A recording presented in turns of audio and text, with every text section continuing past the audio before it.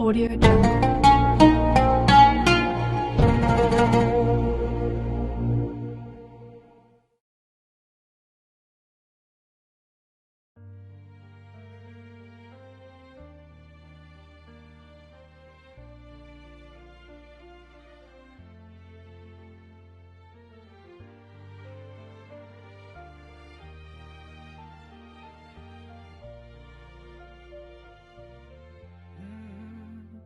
يا من صليت بكل الأنبياء.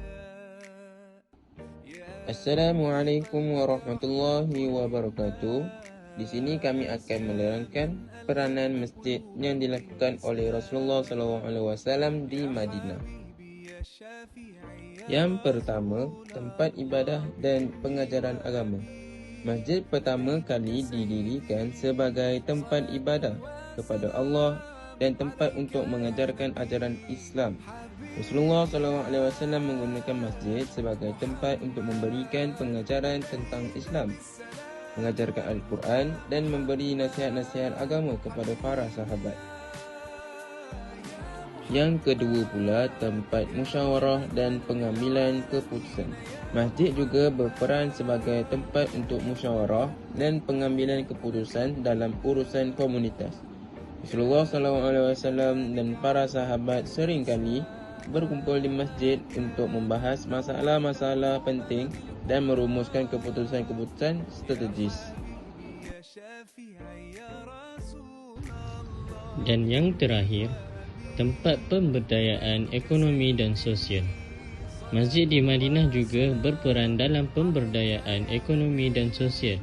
Contohnya, Rasulullah SAW mendirikan pasar di dekat masjid untuk memfasilitasi perdagangan yang adil dan menguntungkan. Selain itu, masjid menjadi tempat distribusi sedekah dan bantuan bagi kaum miskin. Peranan selanjutnya, transformasi masjid yang perlu dilakukan bagi membentuk sebuah masyarakat Islam yang mapan dan hebat. Yang pertama, pendidikan dan pengajaran yang holistik. Masjid harus menjadi pusat pendidikan yang holistik, tidak hanya mengajarkan agama, tetapi juga ilmu pengetahuan dan keterampilan praktis. Ini akan membantu umat Islam menjadi individu yang berpengetahuan luas dan dapat berkontribusi dalam pelbagai bidang. 2. Pengembangan karakter dan etika.